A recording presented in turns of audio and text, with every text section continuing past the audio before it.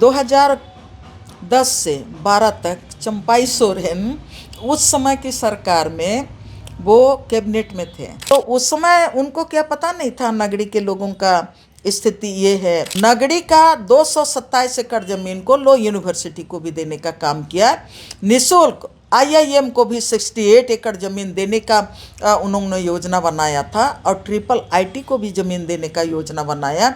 और आपका जो रिंग रोड है वो भी निःशुल्क ही चला गया। 7 बार विधायक रहे। हमारे जैसा आदमी तो एक ओवर क्या बोलते हैं वार्ड पार्षद भी नहीं बन पाए हम लोग। ज़मीन बचाए जरूर, आपने रसीद काटना क्यों छोड़ दिया, बंद कर दिया। अब उसको तो बोलना आप नहीं छोड़, आप भूल जाते हैं कि वहाँ पर गलती हमारी भी थी। 153 रैयत में आपका 19 लोगों ने मुआवजा लिया, लेकिन बाकी लोग 128 लोगों ने पैसा लेना नहीं चाहा। और जमीन अधिग्रहण 1894 का कानून कहता है कि जब आप जमीन अधिग्रहण प्रक्रिया आप शुरू करते हैं और 2 साल के भीतर में आप जमीन अपने कब्जा पे नहीं लेते हैं तो जमीन अधिग्रहण का अधिग्रहण अपने आप खत्म हो जाता है। वहाँ के जो स्थानीय विधायक हैं वो कह रहे हैं ऐसा कि आधी जमीन जो है 124 एकड़ जिसमें रिम्स 2 का निर्माण होना है, आधी जमीन 230 से, उसका हमारे पास दस्तावेज है। आज तो पूरे झारखंड का, पूरे भारत का दस्तावेज अडानी और अंबानी के पास है। आप उस पर क्या कहेंगे? मतलब जो दीवार चारों तरफ ये था ना, घेराबंदी था, उसको हम लोगों ने तोड़ा, गांव वालों ने तोड़ा। और सबसे बड़ी बात है कि पुलिस चारों तरफ घेराबंदी करके बैठी हुई थी। हम लोग डेली वहाँ पर 4 महीना तक धरना में बैठे तो पुलिस अपने आप उनको भागना पड़ा। अगर आपको नगड़ी रिम्स 2 विवाद को समझना है तो दयामणि बारला जी से बेहतर इंसान शायद ही कोई होगा। साल 2010 में जब इस पूरे विवाद की शुरुआत हुई थी, जब पहली बार ग्रामीणों ने सरकार के खिलाफ आवाज़ उठाई थी, तब से दयामणि बारला जी इस पूरे ज़मीन विवाद से जुड़ी हुई हैं और लगातार ग्रामीणों के पक्ष में बात करती हैं। इस बार भी मामला कुछ ऐसा ही है। एक बार फिर सरकार और नगड़ी के ग्रामीण आमने सामने हैं। हालांकि कई चीज़ें अब बदल चुकी हैं। हमारे साथ दयामणि बारला जी खुद हैं। इस बार का जो विवाद है, इस बार में क्या अंतर आपके नज़र में है? क्योंकि चीज़ें तो बदली हैं, तब सरकारें अलग थी, अब सरकार बदल गई है, लेकिन ग्रामीण अब भी वही हैं और उनकी मांगे अब भी वही हैं। आप इस पूरे विवाद को जो 2025 में हो रहा है कैसे देखती हैं? एक तो जहाँ नगड़ी की बात हम लोग कर रहे हैं, नगड़ी में जो जिस ज़मीन पर पहले IIM बनाने का प्रस्ताव था, लो यूनिवर्सिटी बनाने का था और IIIT बनाने का था, और 2012 में जिस तरह से किसान और लड़के ज़मीन को बचाने का काम किया, और 2012 के बाद आपका 2024 तक किसानों में ने उस खेत में खेती भी किया। लेकिन अभी जो रिम्स 2 की बात हो रही है, मैं ये बात को क्लियर करना चाहती हूँ। पहले भी 2012 में भी जब IIM बनाने की बात हो रही थी या तो लो यूनिवर्सिटी बनाने की बात हो रही थी, किसानों का एक ही ये था कि हम IIM का विरोध नहीं कर रहे हैं, लो यूनिवर्सिटी का विरोध नहीं है, ना ही IIIT का विरोध है। ये तमाम संस्थानें बनना चाहिए, लेकिन हमारे खेती की ज़मीन पर नहीं बनना चाहिए। ये उस समय भी ये क्लियर था। और मैं आपको ये बता देना चाहती हूँ कि ये पहला आंदोलन अगर हम कहेंगे नगड़ी के किसानों का, तो ये पहला और दूसरा आंदोलन नहीं है। पहला आंदोलन 2012 में पहला आंदोलन नहीं था, और ये दूसरा आंदोलन नहीं है। पहला आंदोलन उन्होंने 1956-57 में जब जमीन बिहार सरकार थी, उस समय जब जमीन अधिग्रहण प्रक्रिया जब शुरू करने वाली थी सरकार, और उसके लिए गजट नोटिफिकेशन के बाद जो आपका अधिग्रहण प्रक्रिया में गांव वालों को सूचना दिया जाता है और उनको ये बताया जाता है कि नहीं सो आपका ज़मीन को इस पर्पस के लिए अधिग्रहण करना चाहती है सरकार, आप उसमें सहमत हो या सहमत नहीं हो। ये बात उनको गांव वालों को के साथ ग्राम सभा करके सरकार तय करती है। लेकिन वो जो जब गांव वालों को जो नोटिस दिया गया, जानकारी दी गई, उस समय पहला उन लोगों ने विरोध किया। आपका 57-58 में जोरदार विरोध गांव वालों ने किया। 70 साल पहले। हाँ, 70 साल पहले जोरदार विरोध किया। और विरोध यहाँ तक हुआ कि गांव वालों के साथ जो सरकार भूअर्जन विभाग के तरफ से जो अर्जन का प्रक्रिया को आगे बढ़ाने के लिए ग्राम सभा का जो नोटिस दिया गया था, लोगों ने ग्राम सभा नहीं होने दिया गांव में। और उसके साथ ही लोगों ने जो भी उस समय संबंधित अधिकारी वगैरह रहे हैं उस इलाके में, सभी लोगों को उन लोगों ने आवेदन दिया कि हम ज़मीन नहीं छोड़ना चाहते हैं, हमारा ज़मीन आप अधिग्रहण नहीं कर सकते हो। इतना ही नहीं कि गांव वालों का जो सरकार की जो प्रक्रिया होती है, सरकार ने उस समय भूअर्जन विभाग ने जबरन उसको अधिग्रहण का प्रक्रिया पूरा करने के लिए वो गांव वालों का विरोध के बावजूद ज़मीन का पैसा देने, मुआवजा देने के लिए वो पंचायती का सूची बनाया। पंचायती मतलब गांव किसानों का सूची बनाया। किसानों का सूची बना के उन्होंने मुआवजा देने का कोशिश किया, लेकिन गांव वालों ने उसका भी विरोध किया। गांव वाले लोग मुआवजा लिए नहीं। आपका 153 रैयत में आपका 19 लोगों ने मुआवजा लिया, लेकिन बाकी लोग 128 लोगों ने पैसा लेना नहीं चाहा। और उस पैसा को सरकार ने ट्रेजरी में रखा। उसके बाद जब गांव वालों का विरोध हुआ तो सरकार ज़मीन अधिग्रहण का काम टेबल में पूरा किया, लेकिन वो ज़मीन को वो अधिग्रहण नहीं कर पाया। और ज़मीन अधिग्रहण 1894 का कानून कहता है कि जब ज़मीन अधिग्रहण प्रक्रिया आप शुरू करते हैं और 2 साल के भीतर में आप ज़मीन अपने कब्जे पे नहीं लेते हैं तो ज़मीन अधिग्रहण का अधिग्रहण अपने आप ख़त्म हो जाता है। जब अधिग्रहण का ये जो है वो ख़त्म हो जाता है तो उसी समय किस्सा ख़त्म हो गया। और उसके बाद आपका 50, 60, 70 साल से किसान अभी भी खेती कर रहे थे। 2012 तक 50, 60 साल खेती कर रहे थे, ज़मीन का रसीद काट रहे थे। हाँ, वो कई किसानों ने कहा कि रसीद कटता है। वहाँ के जो स्थानीय विधायक हैं वो कह रहे हैं ऐसा कि आधी ज़मीन जो है 124 एकड़ जिसमें रिम्स 2 का निर्माण होना है, आधी ज़मीन 230 से, उसका हमारे पास दस्तावेज है। तो क्या वो झूठ बोल रहे हैं? देखिए, झूठ बोल रहे हैं, गलत बोल रहे हैं। अब मेरे पास बोलिएगा तो पूरे झारखंड का दस्तावेज मैं रखती हूँ। जहाँ पर ज़मीन जंगल बचाने जाती हूँ, गांव वाले लोग पूरा भरोसा, इसलिए कि आज तक मैंने भरोसा ही से ही जिंदा लोगों के साथ हम जीवित हैं। हमारे पास अंधन कुछ नहीं है। लेकिन पूरे आप जो कह रहे हैं उनके पास दस्तावेज है। दस्तावेज तो हर जो समाज का जो प्रबुद्ध व्यक्ति होता है, समाज के दुख सुख के साथ खड़ा होता है, उनके पास ज़मीन का दस्तावेज होता है। आज तो पूरे झारखंड का, पूरे भारत का दस्तावेज अडानी और अंबानी के पास है। आप उस पर क्या कहेंगे? तो झूठ की सच की क्या बोलेंगे? अभी तो 1 नेशन 1 लॉ के नाम पर आपका गांव का दस्तावेज आपके पिताजी के हाथ में नहीं है, लेकिन अंबानी के पास है और पूरा वर्ल्ड के साथ है के पास है। अभी तो NIC मालिक है, उनके पास पूरा दस्तावेज है। दस्तावेज होना बड़ी बात नहीं है, कब्जा जरूरी बात है। बड़ी बात है कि आप 5th शेड्यूल की बात करते हैं। 5th शेड्यूल में नियम क्या कहता है? 5th शेड्यूल में और फॉरेस्ट राइट एक्ट भी बना है, और ये 5th शेड्यूल में कहता है कि गांव के सीमा के भीतर जितना भी जल जंगल ज़मीन है, या तो माइनर मिनरल्स है, बालू खदान है, गिट्टी मिट्टी है, वो गांव के सामुदायिक मालिकाना में है और वो गांव के लोगों का प्रॉपर्टी है। तो नगड़ी के गांव के लोगों का तो अपना ज़मीन है भाई, अपना ज़मीन है गांव के सीमा के भीतर में। मैं मानती हूँ कि अगर मान लेते हैं कुछ ज़मीन है, कुछ ज़मीन आपका परती झरती है, मान लेते हैं, इसलिए कि गैर मजरूआ ज़मीन थोड़ा बहुत कहीं पे रहता है, लेकिन 5वीं अनुसूची के ये में गांव वालों का अधिकार में है। तमाम ज़मीन अगर आबाद करना है आपका क्षेत्र के गांव के भीतर का ज़मीन का, तो गांव को अधिकार है, ग्राम सभा को अधिकार है।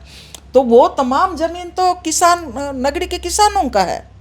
जब नगरी के किसानों का है और यहाँ पर 5वीं अनुसूची है, पेशा कानून है, और यहाँ पर इसी राज्य में फॉरेस्ट राइट एक्ट भी है, इसी राज्य में CNT एक्ट भी है, तो आप तमाम कानूनों से इस राज्य के लोगों को आप अलग करना चाहते हैं क्या? मैं 2012 पे ही आ रहा हूँ। आपने 2010 में शुरू की थी, लोग 2012 कहते हैं, लेकिन आपने 2010 में शुरू किया था। आप 2011 में 2011 में हाँ। आप 3 महीने जेल भी गई थी, आप पे FIR हुआ था। उस समय क्या स्थितियाँ थी और आज की स्थितियों में क्या आप समानताएं देखती हैं? देखिए, उस समय का जो स्थिति था अलग था। अलग इसलिए था कि उस समय हम लोग ज़मीन बचाने के लिए हम लोग पहले से ही वहाँ पर बहुत सारे सामाजिक संगठन थे, लेकिन उस समय राजनीतिक पार्टियाँ तो उस समय भी थी। गुरुजी खुद गए थे? नहीं, गुरुजी को तो हम लोग बुलाए थे, खुद नहीं गए थे। अच्छा, लेकिन वो गए थे वहाँ पे? हाँ भाई, हम लोग वहाँ पर गए गुरुजी के पास। हम लोग बोले कि आप हम लोगों को मदद कीजिए, आप चलिए। तो गुरुजी बोले कि नहीं ठीक है, तुम लोग बुलाओगे तो हम आएंगे। तो हम लोग खुद गए थे गुरुजी के पास, और थोड़ा बहुत आदमी नहीं गए थे, 40-45 आदमी हम लोग गए थे। नगरी के किसान लोग भी गए थे, सबको ही हम लोग गए थे। इस बार भी नगरीय किसानों से मैंने बातचीत की तो उन्होंने कहा कि हम फिर से मुख्यमंत्री जी के पास गए, लेकिन मुख्यमंत्री जी से बातचीत नहीं हो पाई। वो लोग निमरा तक गए हैं, ऐसा वो लोग बता रहे हैं। नहीं, निमरा नहीं गए हैं। देखिए, उन लोगों के ऐसा है कि उन लोगों का मैं भी देख रही हूँ, इसलिए कि मैं भी सोई नहीं हूँ, मैं भी जगी हूँ। और जिस ज़मीन को इतना मेहनत के बाद आप सोच सकते हैं कि इतना लंबा समय, कोई 1.5 दिन तक या तो 3 महीना 4 महीना तक कोई एक जगह धरना में बैठ सकता है। हम लोग बैठे, और उस समय 35 गांव आप के द्वारा मैंने बाकी लोगों को याद दिलाना चाहती हूँ कि उस समय पहला जो हम लोगों का राज्य का मुख्यमंत्री था बाबूलाल मरांडी, उन्होंने ग्रेटर रांची बनाने के लिए भूमि पूजन भी किया था ना।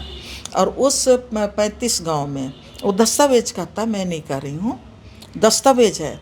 35 गांवों को लोगों ने आइडेंटिफाई किया था। जी, वो याद हमने पढ़ा है उसके बारे में। हाँ, 35 गांवों को आइडेंटिफाई किया था ग्रेटर रांची बनाने के लिए। जब नगड़ी गांव का 227 गांव को बचाते बचाते जब वो तमाम दस्तावेज हम लोगों के हाथ में आया, तो हम लोग बोले कि ये तो आपका एक मतलब फाटक है इस इलाके में, कांके इलाके में किसानों का ज़मीन लेने का या तो उनको विस्थापित करने का एक फाटक है। तो हम लोग यहाँ जो लड़ रहे हैं, हम लोग क्यों ना 35 गांव को बचाने की लड़ाई लड़ें। तो उसके बाद हम लोग पूरे 35 गांव में मैं खुद घूमी हूँ, मैं खुद घूमी हूँ। 35 गांव के लोगों को हम लोगों ने बोला, तो वो लोग भी मतलब बोले कि हम लोग तो लड़ाई लड़ रहे हैं, अब आप लोग हम लोगों के साथ खड़े हैं, हम लोग आप लोगों के साथ मिलकर लड़ेंगे। तो 35 गांव के लोग मिलके बाद में हम लोग 227 गांव को बचाने का लड़ाई लड़े। 227 गांव को बचाने के लिए हम लोग 35 गांव को मोबिलाइज किए। हाँ, उस समय एक खूबी ये थी कि उस समय भी राजनीतिक पार्टी के लोग थे, ठीक है। उस समय भी पक्ष विपक्ष था। आपका अर्जुन मुंडा CM थे, 2 डिप्टी CM थे, और उसके साथ कांग्रेस भी विपक्ष में थी, RJD भी विपक्ष में थी, ठीक है। लेकिन हम लोगों ने जो भी वहाँ पर लीडरशिप किया, गांव के लोगों ने किया, जो भी कार्यक्रम तय किया गांव के लोगों ने किया। और 35 गांव को बचाने के लिए जितने भी हम लोग इस राज्य को बचाने के जो लंबी लड़ाई लड़ रहे हैं, हम लोग भी उन लोगों के साथ थे। और जो भी कार्यक्रम तय किए उसमें हम लोग लोगों को बुलाए, आमंत्रित किए। लेकिन जो बड़े बड़े जो थे वो उस समय RJD ने राजनीति नहीं किया अपना बैनर से, लेफ्ट पार्टी के लोगों ने अपना बैनर से राजनीति नहीं किया। उस समय कांग्रेस भी नहीं किया अपना बैनर से राजनीति। बैनर की बात इसलिए मैं कह रही हूँ कि उस समय किसी ने भी कांग्रेस का कोई भी मने बड़ा आदमी वहाँ पर जाके नहीं बोला कि हम ऐसा कर देंगे, हम वैसा करेंगे। वहाँ पर सारे लोग, वहाँ पर आप बोलेंगे कि डायरेक्ट भी नहीं गया, डायरेक्ट भी लोग नहीं गए। माले के लोग ज़रूर डायरेक्ट वो लोग जाते थे, और उस समय सुरेश बैठा पार्टी में ज़रूर था, लेकिन वर्तमान विधायक अभी तो हाँ, अभी तो वर्तमान विधायक है। तो उस समय माले के विधायक अरूप चटर्जी वो भी बार बार जाते थे नगड़ी चौरा में धरना देने के लिए। और फिर विनोद सिंह भी जाते थे, बंधु तिर्की भी जाते थे। और उस समय आरजेडी के विधायक चतरा के सत्यानंद भोक्ता नहीं, जनार्दन प्रसाद। जनार्दन अभी भी वो विधायक वही है? नहीं, विधायक जनार्दन पासवान अभी विधायक है चतरा से। वो तो विधायक के अभी विधायक है वो, अभी भी विधायक। हाँ, चिराग पासवान की जो पार्टी है बिहार की राष्ट्रीय जनशक्ति पार्टी, उससे विधायक है जनार्दन पासवान। हाँ, तो जनार्दन जी ये लोग सब कोई जाते थे वहाँ पर, मैंने सहयोग करते थे लोगों के साथ। हाँ, लोगों के साथ थे। इस बार चंपई सोरेन पे हाँ, लेकिन मैं वहीं पर आप ना अंतर पूछे ना, लेकिन उस समय हम लोगों ने, गांव वालों ने हल जोता। अच्छा, गांव वालों ने मतलब जो दीवार चारों तरफ ये था ना, घेराबंदी था, उसको हम लोगों ने तोड़ा, गांव वालों ने तोड़ा। और सबसे बड़ी बात है कि पुलिस चारों तरफ घेराबंदी करके बैठी हुई थी। हम लोग डेली वहाँ पर 4 महीना तक धरना में बैठे, तो पुलिस अपने आप उनको भागना पड़ा। उस समय पुलिस को अपने आप मतलब हर तरह का लाल टोपी, नीला टोपी, कबरा छाप सब कुछ था वहाँ पर। गाड़ी दर्जनों लगा हुआ था, पुलिस की गाड़ी। और हम लोगों के लिए 4-5 मजिस्ट्रेट वहाँ पर लगे हुए थे। धरना से जैसे थोड़ा सा हिल गए ना, थोड़ा सा हिल गए तो तुरंत मतलब मजिस्ट्रेट दौड़ के आते थे और बोलते थे कि मैडम आप उधर नहीं जाइए। और फिर हम लोगों को वहाँ पर ले जाके बैठा देते थे। यहाँ तक कि हम लोगों को मतलब खेत खरियान में ही अपना वॉशरूम ढूंढते थे कि हम लोगों को इधर उधर भी हिलने डुलने नहीं देता था। मतलब कड़ाई तब भी थी। आज चंपई सोरेन पे आते हैं। चंपई सोरेन बड़े ही अग्रसर हैं, अगुआ हैं इस पूरे आंदोलन में। भले अगुआ ग्रामवासी ही हैं, लेकिन उनका समर्थन बड़े जोर शोर से है। आपको क्या लगता है कि चंपई सोरेन राजनीति कर रहे हैं? आपको क्या लगता है? देखिए, अब वो अग्रसर होके अभी राजनीति कर रहे हैं।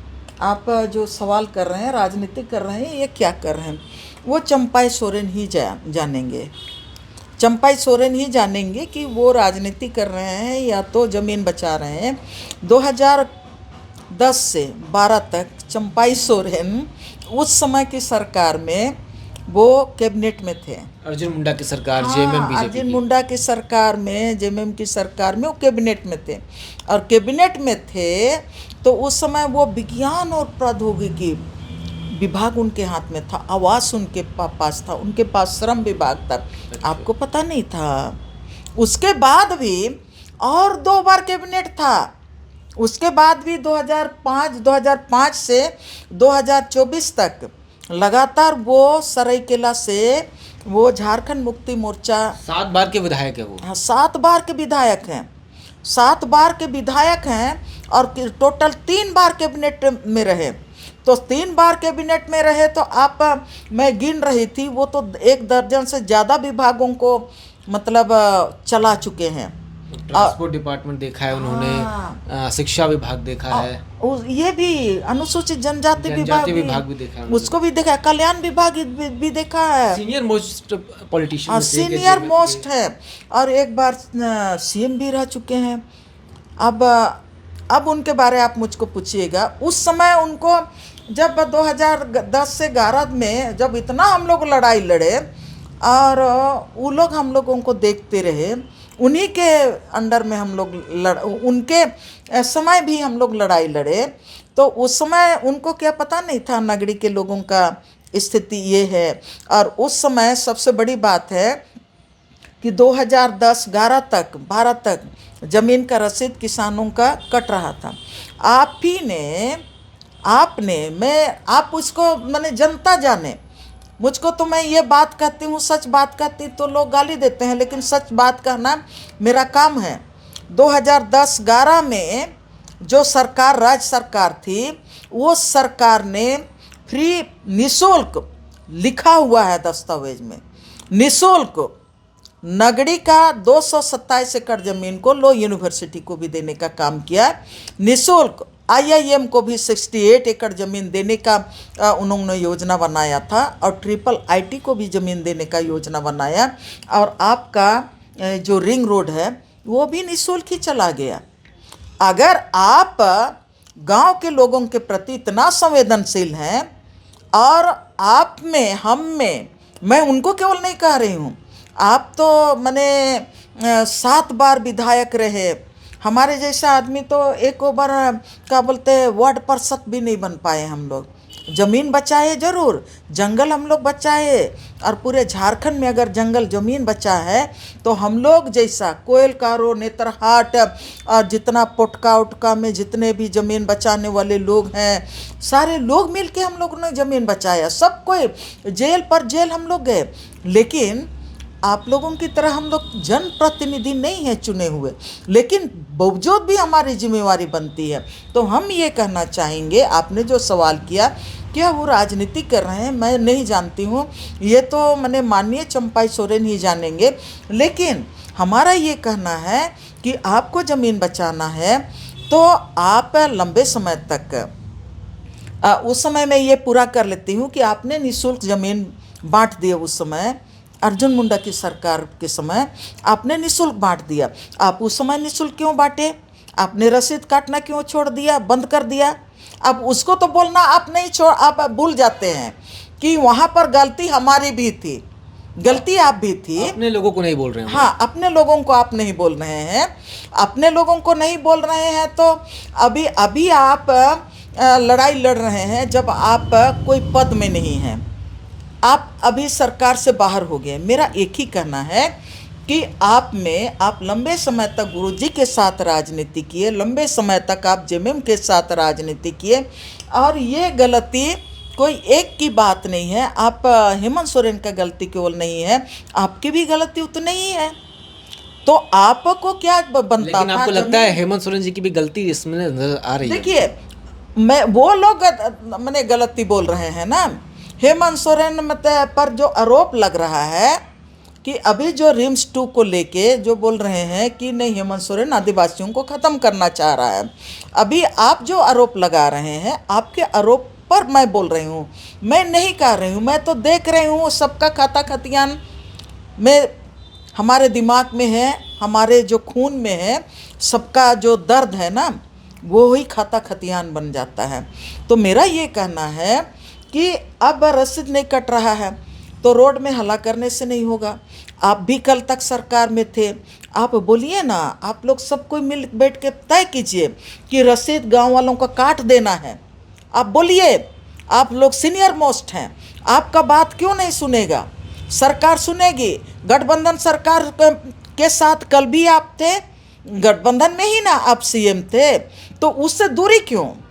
आप इतना साल तक आपको तो झारखंड का टाइगर मानते हैं, और झारखंड का टाइगर हैं तो आप सही मायने में जो चीज़ें आपको करना चाहिए। जब मेरे जैसा आदमी उस समय अर्जुन मुंडा की सरकार थी, तो अर्जुन मुंडा के सरकार में भी हम लोग अर्जुन मुंडा के पास जाके हम लोग पैर पकड़े। हम लोग उस समय सुदेश कुमार महतो के पास भी पैर पकड़े। हम लोग उस समय दूसरा डिप्टी सीएम था हेमंत जी, उनके भी पैर पकड़े। मथुरा महतो उस समय हाई लेवल कमेटी के ये थे, अध्यक्ष थे, उनका भी हम लोग पैर पकड़े। तो हम ये कहना चाह रहे हैं कि रास्ता अभी बंद नहीं हुआ है, आप बात कर सकते हैं। बात से अगर हम लोग बात करने के लिए हम लोग सबके साथ जाते हैं, पक्ष के पास भी जाते हैं, विपक्ष के पास भी जाते हैं, कहाँ से लोगों को न्याय मिले, सब जगह हम लोग जाते हैं। तो आप लोग तो सरकार में कल एक साथ थे, आज आप लोग अलग हो गए। हो सकता है कल भविष्य में ऐसा भी समय आएगा कि फिर आप एक हो जाएंगे। तो नगरी के लोगों के लिए इतना तो आपकी जिम्मेवारी बनती है, इतना आप तो पहल कर सकते हैं। अपना जो तमाम बाकी चीज़ों को, राजनीति को छोड़ के आप लोग एक तो हो सकते हैं, और आप लोग मिल बैठ के बात तो कर सकते हैं कि हाँ, इसमें रसीद काटना चाहिए गांव वालों का, और ये बात होना चाहिए कि रिम्स 2 जरूरी है राज के लिए। तो हम लोग इसको कहीं दूसरा ऑप्शन दे देते हैं, हाँ, कहीं दूसरा जगह बनना तो चाहिए। आप इस ये बार तो कर सकता है ना लोग। इस बार आप नगरी के जो ग्रामीण हैं उनसे आप खुद मिली हैं इस बार, या फिर क्या आपका कोई प्रयोजन है कि मुख्यमंत्री जी से मिलकर के, हेमंत जी से मिलकर के गांव वालों की बात उन तक पहुंचाए? मैं अगर बोलूँगी तो लोग मुझको सुनने वाले लोग ना बड़ी गाली देते हैं नहीं नहीं, आपकी लोग प्रशंसा करते हैं, आप जहाँ भी मुझको मैं अभी पहले मुझको पता नहीं था रिम्स 2 के लिए जब बनने घेराबंदी हो रही थी, बनने शायद तैयार हो गए, उसके बाद मुझको दूसरे लोगों ने बताया, जो पुराने जो आंदोलन में थे वो लोगों ने बताया मुझको। वो लोग मुझको बताए और बोले कि दीदी आपको पता है कि नहीं है, जो ज़मीन हम लोग लड़के बचाए हैं उसमें ना रिम्स 2 बनने जा रहा है। तो बोले हाँ वो ज़मीन में कैसे बनेगा, उसको तो हम लोग बचा के रखे हैं। हाँ उस समय ये भी मैं बता देती हूँ, उस समय जो केंद्रीय आपका ग्रामीण विकास मंत्री थे ना जयराम रमेश जी के पहल पे वो ज़मीन बाद में वो बचा। कांग्रेस के मंत्री, हाँ उन्होंने जो फाइल उनको दिया गया था, फाइल को पूरा उन्होंने स्टडी किया। हम लोग मैंने चुटकी लेते हुए बोला कि ना ये तो 1956-57 में अधिग्रहण हो चुका है। हमने कहा कि सर आप देख लीजिए अधिग्रहण नहीं हुआ है, जो हमने RTI से निकाला है भू अर्जन विभाग का कागजात और बिरसा एग्रीकल्चर यूनिवर्सिटी का कागजात, आप इसको स्टडी कर लीजिए। निश्चित सही महीने में उन्होंने स्टडी किया और आपका 20-25 दिन के बाद वो प्रोजेक्ट बिल्डिंग में PC किया और PC करके उन्होंने ये घोषणा किया। आज पर तक भी उनका जो पेपर कटिंग है उन्होंने घोषणा किया था कि ये किसानों की ज़मीन वो बहुफसली ज़मीन है और हम किसानों के साथ हैं। एक आखिरी सवाल होगा मेरा आपसे कि अगर आप अभी हेमंत जी से मिलें तो आप क्या कहेंगे उनसे इस पूरे मामले को लेकर? पहले भी मैं बोलती थी और अभी जो आप सवाल कर रहे हैं तो मैं उनसे यही कहना चाहती हूँ कि रिम्स 2 बनना चाहिए, लेकिन रिम्स 2 नगड़ी के जो बहुफसली ज़मीन है उस ज़मीन में नहीं बनना चाहिए। रिम्स 2 को आप सुकरूटू में भी आपका 900 एकड़ से ज़्यादा ज़मीन है जो बंजर भूमि है, या तो HSC जैसे क्षेत्र में जहाँ पर ऑलरेडी पहले से आपने एक्वायर कर चुका है वहाँ पर लेके जाइए, जहाँ पर कोई खेती किसानी नहीं होती है। झारखंड में बहुत ज़मीन है ऐसा ज़मीन, वहाँ पर आप रिम्स 2 बनाइए, ज़रूर बनाइए, लेकिन नगड़ी के किसानों का ज़मीन को आप छोड़ दीजिए। और ये भी मैंने हेमंत सोरेन को ही काम करना है कि 2012 में 10-11-12 के भीतर में जो किसान नगड़ी के किसानों का ज़मीन का रसीद काटना उस समय की सरकार बंद कर दी थी, उस रसीद को फिर से भू अर्जन विभाग से वो कटवाए। और उसके साथ ही जो भू अर्जन विभाग ने जो ज़मीन एक्वायर करने की बात की है उसको वो जो जैसे ज़मीन का रसीद काटेगा ना तो अपने आप से वो तथाकथित जो अर्जन है ना वो ख़त्म हो जाएगा। तो मेरा दो ही कहना है हेमंत सोरेन से कि हेमंत सोरेन के हाथ में है कि वो ज़मीन को हर हालत में किसानों के हाथ में खेती का ज़मीन है उसको खेती के लिए रहने दिया जाए। जिस तरह से 2012 में उस समय का जो केंद्रीय ग्रामीण विकास मंत्री ने के पहल से जो ज़मीन मैंने IIM के लिए जो छोड़ दिया गया है, IIIT के नाम पर जो अर्जुन मुंडा की सरकार ने जो निःशुल्क बांट दी थी, उसी ज़मीन में ना अभी रिम्स 2 बनाने की बात हो रही है और उसी को हम लोगों ने लड़के बचाया है।